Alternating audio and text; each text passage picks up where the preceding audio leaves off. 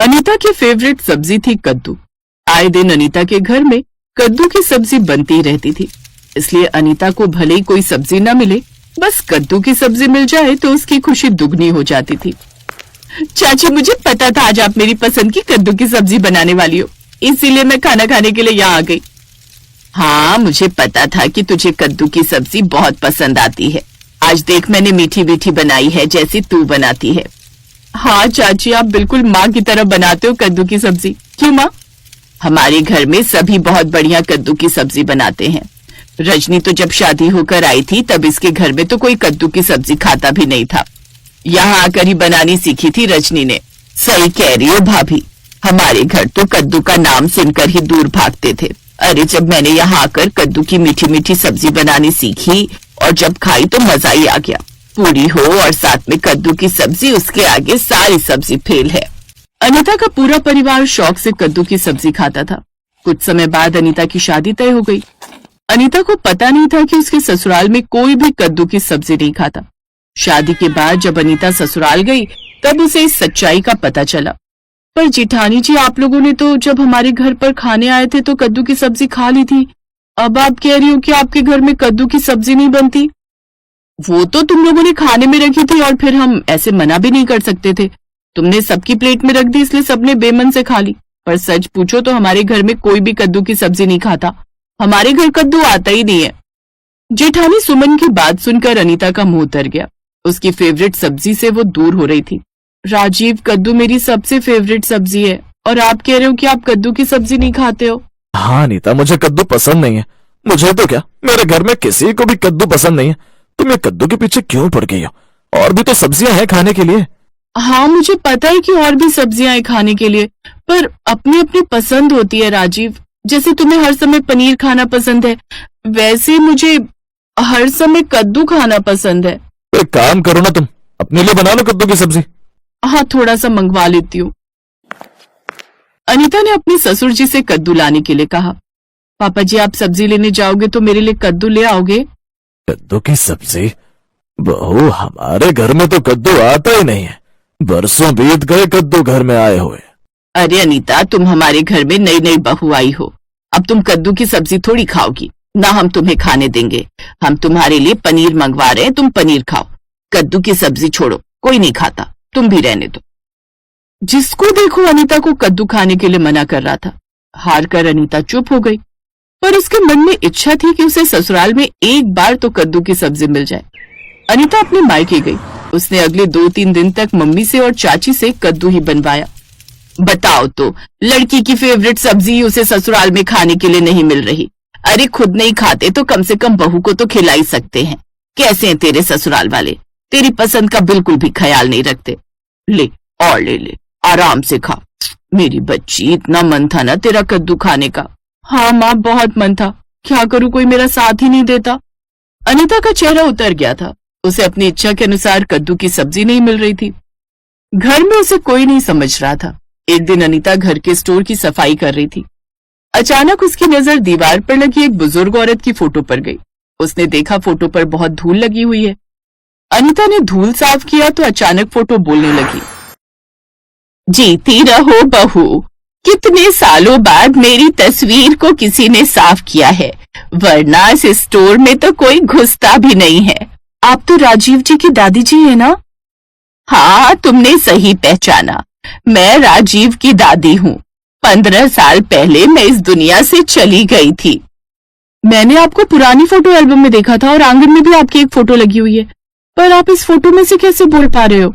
तुम मेरे पोते की बहू हो, तुमसे बात करने का बहुत मन था, इसीलिए मेरी आत्मा इस तस्वीर में लौट आई।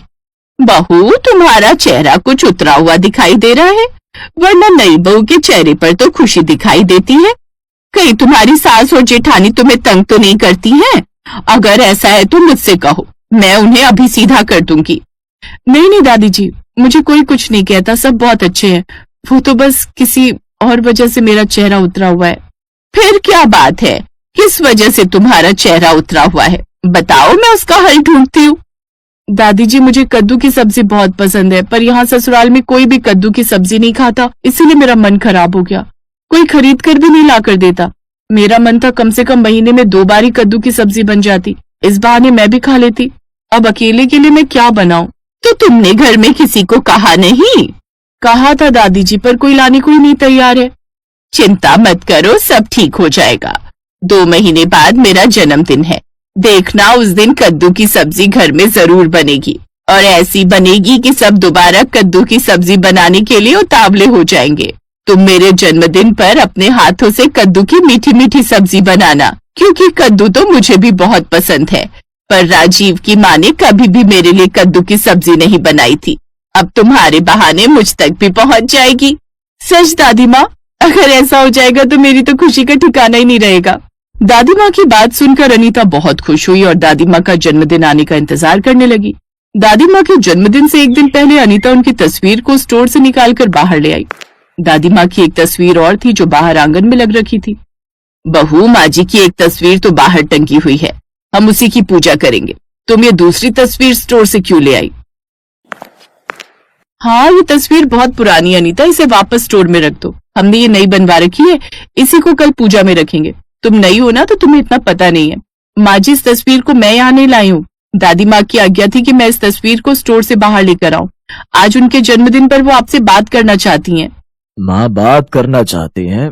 ये कैसे संभव हो सकता है? तभी दादी माँ बोल पड़ी, अरे टिल्लू, सब संभव है। देख, मैं तुम सबसे बात कर रही हूँ। दादी माँ? माँ, दादी माँ आपकी तस्वीर तो बोल रही है। हाँ, आज मैं तुम सबसे बात करूंगी। मेरी बात ध्यान से सुनो। नई बहू अनीता बहुत दुखी है। आज मेरे जन्मदिन पर मुझे कोई उपहार नहीं चाहिए सिवाय कद्दू की सब्जी के। मैं चाहती हूँ आज मेरे जन्मदिन पर अनीता मेरे लिए अपने हाथों से कद्दू की सब्जी बनाए। जहाँ तक मैं जानती हूँ, आज के दिन मुझे कोई मना नहीं करेगा, क्योंकि आज मेरा जन्मदिन है और मेरी आज्ञा है कि आज के बाद इस घर में हमेशा कद्दू की सब्जी बनती रहेगी, तभी मेरी आत्मा खुश होगी। तुम सबको भी कद्दू की सब्जी खानी होगी, मुझे वादा करो। माँ, आज कद्दू की सब्जी जरूर बनेगी। मैं भी कद्दू लेकर आता हूँ। बहू, तुम कद्दू की सब्जी बनाने की तैयारी करो। थैंक यू दादी माँ, बहुत अच्छे हो। और अगले दिन उनके जन्मदिन पर उनके कहे अनुसार अनीता ने खाने में कद्दू की मीठी मीठी सब्जी बनाई। अनीता इन सब के लिए दादी माँ को दिल से थैंक यू बोलती है।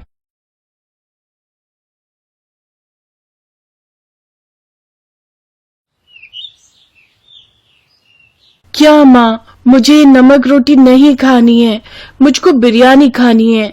रूही, अच्छे बच्चे जिद नहीं करते, चलो खा लो। बहू, अब तू बेचारी बच्ची को सूखी रोटी खिलाएगी तो थोड़ी खाएगी, सब्जी नहीं है क्या? माँ जी, आलू की सब्जी बना रखी है, मगर इसके नखरे आलू नहीं खाएगी। घर में दूसरी सब्जी है भी नहीं कि बना दूं, वो खेत से लाएंगे तो बना दूंगी। तभी कड़ी धूप में सुनील खेत से घर आता है।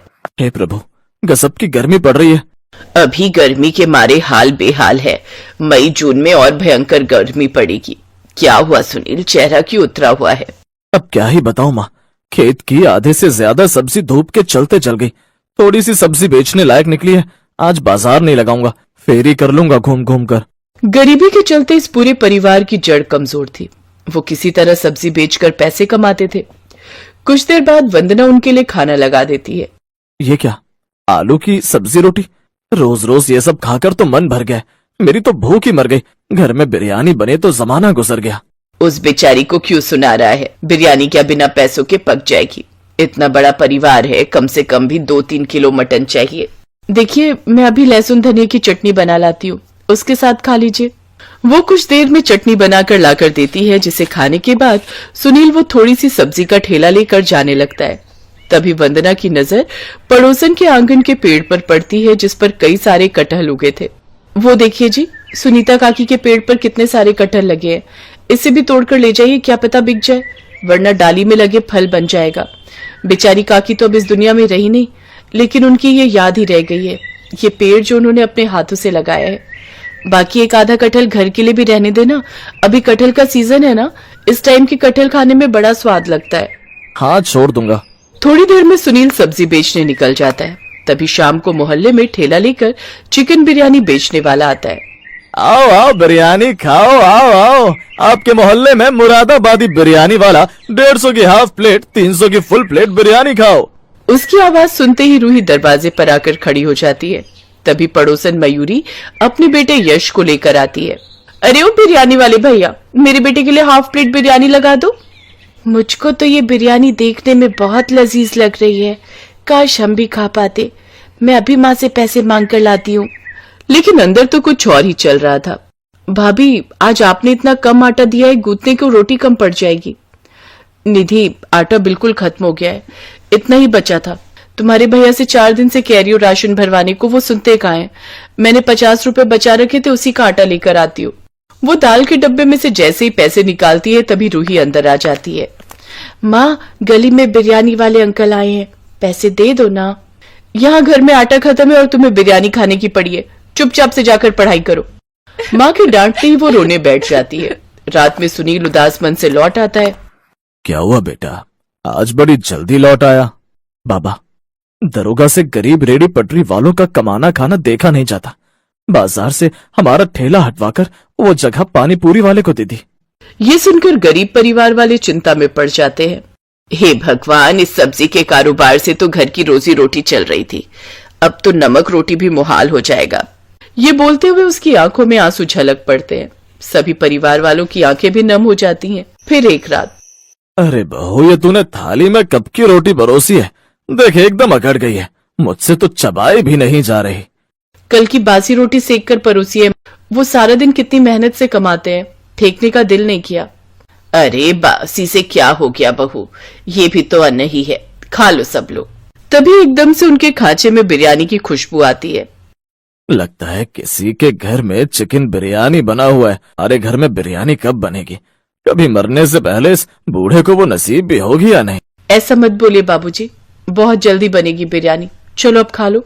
सब लोग बेमन से सूखी रोटी खाने लगते हैं, लेकिन सबका दिल बिरयानी खाने के लिए ललचा रहा था। अगली सुबह हल्ले गुल्ले की आवाज से सब जाग जाते हैं। चोर कहीं की, बता क्या आई थी चुराने, बोल। आंटी, मैं कुछ भी चुराने नहीं आई, छोड़ दो मुझे। ये तो अपनी रूही की आवाज है, रूही कहाँ है? गरीब ससुराल वाले हड़बड़ाते हुए बाहर आते हैं। अरे ओ निर्दयी औरत, छोड़ मेरी बेटी को।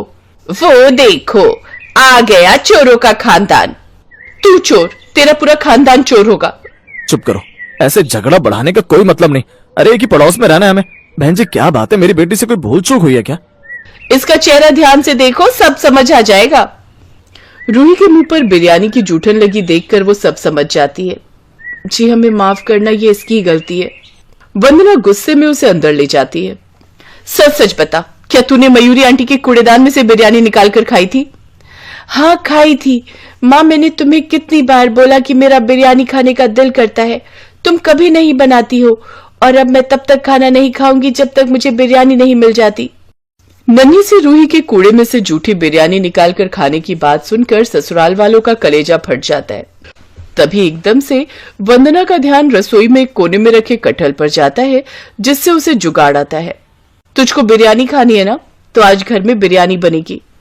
हे भगवान, ये तू कैसे दिन दिखा रहा है। मेरा बच्चा बिरयानी खाने के लिए तरस रहा है, पर मैं पिता होकर भी उसकी इच्छा को पूरा नहीं कर पा रहा। मगर बहू, अभी हमारे हाथ में तो फूटी कौड़ी भी नहीं है, चिकन कहाँ से खरीद कर खाएंगे? बाबूजी, सब कुछ आप मुझ पर छोड़ दीजिए। अब वंदना अपनी ननद के साथ कटहल काट कर उसे धोकर उसमें मसाला डालकर उसे फ्राई कर लेती है। भाभी, मेरी तो कुछ समझ में नहीं आ रहा कि आप करने क्या वाले हो। माना कि हमारे पास चिकन बिरयानी खाने के पैसे नहीं है, लेकिन कटहल तो हमारे घर पर है ना, और कटहल को अच्छे से मसाले में बनाया जाए तो वो भी चिकन जैसा स्वाद ही देता है। भाभी, ये जुगाड़ हमें पहले क्यों नहीं सूझा? निधि, तुम जरा यहाँ खड़े मसाले सिलबट्टे पर पीस दो। थोड़ी देर में कटहल की बिरयानी की स्वादिष्ट खुशबू पूरे घर में फैल जाती है। इधर पूरा परिवार मन में आस लगाए हुए बिरयानी का इंतजार कर रहा था कि कुछ देर बाद गर्मा गर्म कटहल की बिरयानी पेश है। लीजिए, सब लोग खाइए। वाह भाई वाह, कितनी बढ़िया कटहल की बिरयानी की खुशबू आ रही है।